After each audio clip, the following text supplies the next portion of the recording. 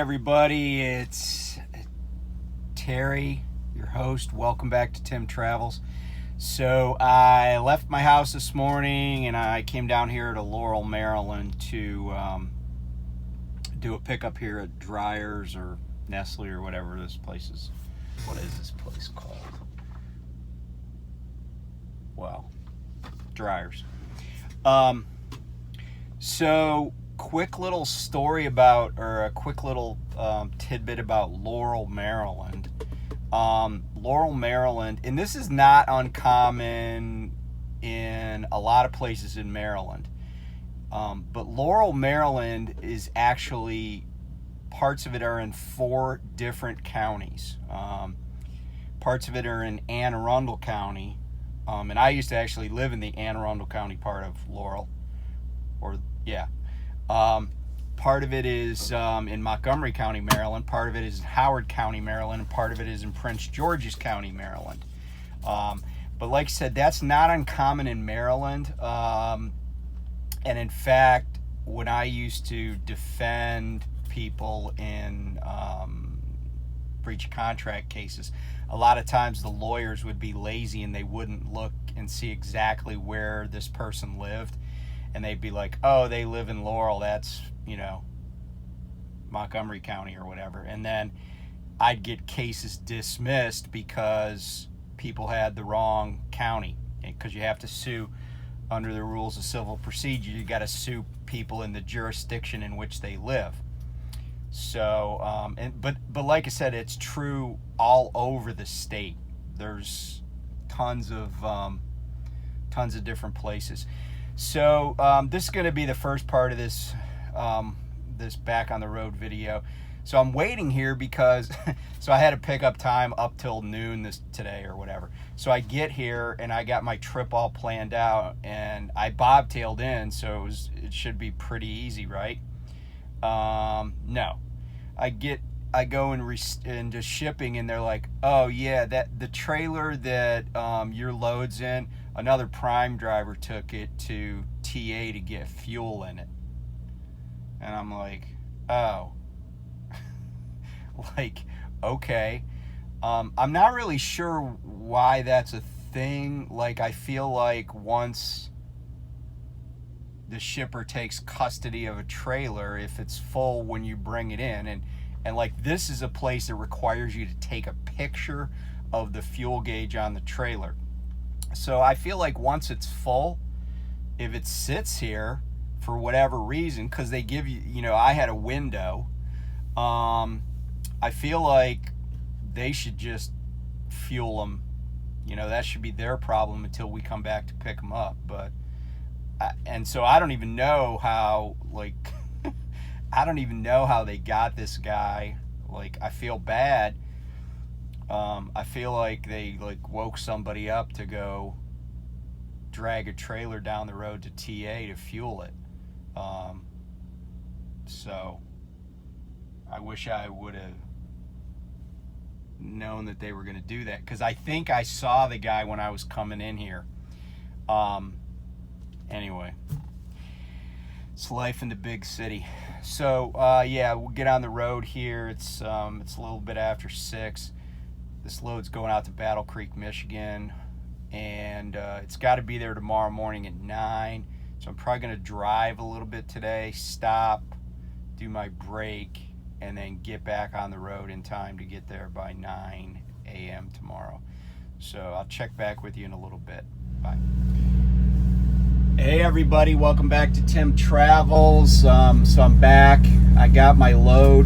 Hey, I just and I wish I knew this guy's name, because I would give him a shout out by name. But so it turns out the driver from Prime, and this is a big league move. This guy's definitely ready for varsity. He came in to pick up an empty trailer at Dryers, and he noticed there was an alarm on this reefer. And the way you could tell is there's a light on the reefer, and it'll tell you if there's some issue. And so he realized that the reefer was just about ready to run out of fuel. I don't know if somebody brought it in like low on fuel, which would have been, you know, a prime driver, or if they just like turned it on to get it to pre-cool it, and then just kind of it stayed on way longer than it should have before they got it loaded. I don't know the story. But anyway, he recognized there was a problem, and the problem was low fuel. So he took the initiative. And by the way, this guy's been with Prime for 20 plus years. I know that because I saw the sticker on his truck. So he's a pro, and he took it and fueled it. So, you know, and I felt bad, but, you know, I told him, I said, hey man, I said, I really appreciate it. And he, you know, he was fine. I don't think it took him too long, but I do appreciate that he took the time out of his day, not so much to, you know, make it so I didn't have to fuel the reefer, because that doesn't bother me much. But what he did was he saved this load, and because I'm sure their jockeys weren't paying attention to it. So he saved this load, saved a huge hassle, saved the trailer having to get washed out of melted ice cream or whatever, you know. So yeah, it was a win all the way around. So props to him. So very cool. We hit 400 subscribers, the mythical 400 subscribers. And I think I know who the 400th subscriber is. It's Keel in Time Transport. And Keel is spelled Keel, like the keel of a ship. So very cool. Welcome to you, Keel in Time Transport. Welcome to Tim Travels, and thanks for being our 400th subscriber. So that's really pretty cool, I think. I appreciate all our subscribers. I appreciate that people tune in and, you know, make comments and, you know, add to the discussion. It's kind of cool. So I grabbed this load, obviously, once he got back to Dryers, headed out to Western Maryland. So the Pennsylvania Turnpike, and I've kind of figured out what's going on here. So the Pennsylvania Turnpike is wicked expensive. In fact, it's so expensive that even when I was at GP Transco, a company that never cared that much, like they were basically like fuel when I was there. Now they've kind of changed things up, I understand, from listening to other people's channels, but they used to be like, hey, fuel wherever you want, the big five, you know, take whatever roads you want, we don't really care. You determine your route, we're not going to babysit you. Well, then I started getting, like, when I would come into like central PA, south central PA, like Harrisburg area, my DM would want me to come across 80 and avoid the turnpike. And so I realized that, you know, when they were doing it, it was probably getting cost prohibitive. And what I learned is that Pennsylvania, for quite some time, has greatly, they've constantly upped the, like, 5% a year or more, the tolls. And part of that was because of some funding scheme that they had going, and I use the word scheme in like the British sense of the word, just some deal that the legislature had done, where tons of money were being, you know, given back to the Turnpike, or you know, the Turnpike Authority. I take it back, not given back to the Turnpike Authority, but the Turnpike Authority had a mandate to raise a certain amount of money to give to the state. And so this coming year, they're kind of doing away with that. But I just checked, because this is a load that really begged to be run across the PA Turnpike. It was just the best, most direct route. But I looked at it, and it was like $110 from Breezewood to the PA state line, or excuse me, to the Ohio state line, Ohio-Pennsylvania line, which isn't even half the distance of the turnpike. And so, you know, I was like, I'm just going to go on 68. You know, yes, it's certainly more miles because I'm going to cut up 79 when I get over to Washington, PA. But, you know, $110 is a lot of fuel. And, you know, net, I'll be farther ahead, even though it'll take me a little bit longer and I'll drive a few more miles. But, you know, and I probably will get on the Ohio Turnpike over towards Lordstown and then take that over to Toledo area and then cut up towards Ann Arbor to get over to Battle Creek. But man, the tolls on the PA Turnpike are just exorbitant.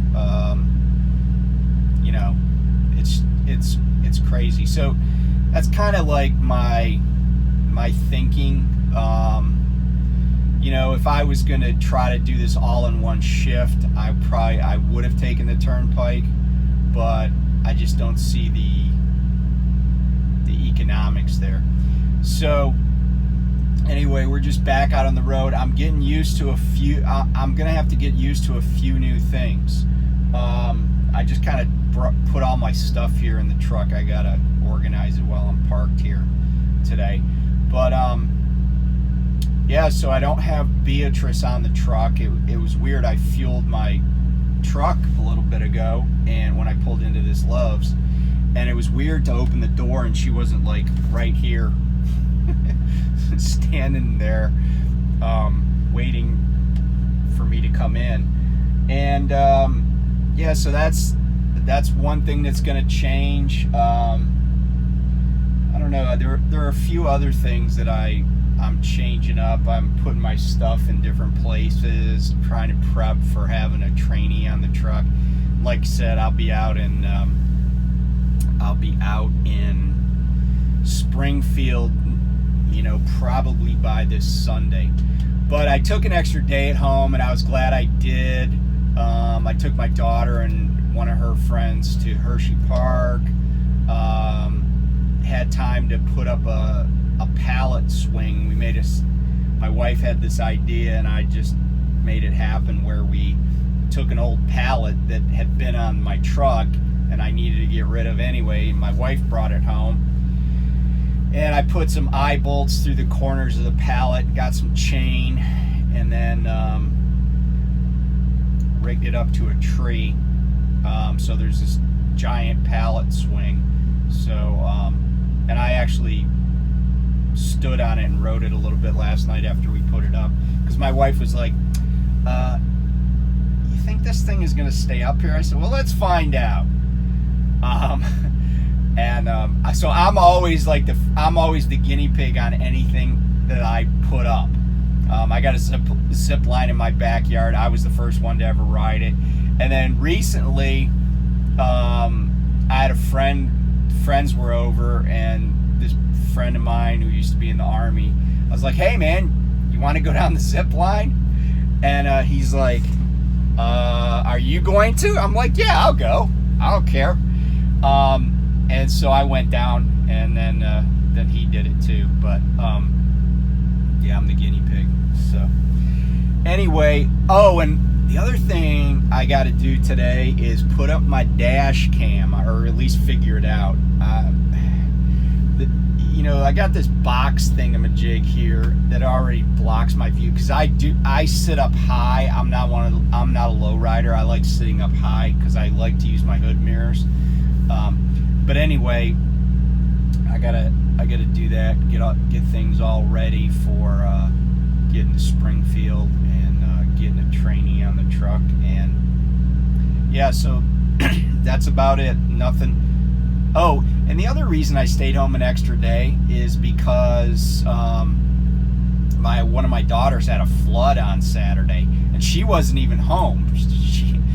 She was in New Jersey. She calls us. She's like, hey, you know, she's like, said her sister and her brother-in-law were heading over to her house but her husband had to go to work, and they had a problem. And so we went over there, and the landlord was there, and he had snaked out this drain.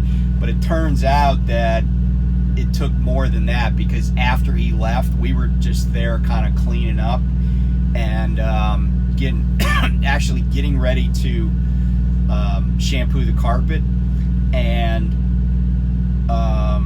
we had another flood, and we had to suck out, like, we had 3 shop vacs in rotation, and the neighbor was helping, and so we got it all done, and it wasn't a major disaster, but I'm glad we were like sticking around, and so then the landlord was like, okay, this is over my head or whatever, and he sent out some roto-rooter guys that had to clean out they had to get to the clean out that was outside the townhouse. So that took up a lot of my Saturday. And like I said previously, it was my anniversary on Sunday, and after spending several days with my wife, I've decided that I did make a good decision in marrying her.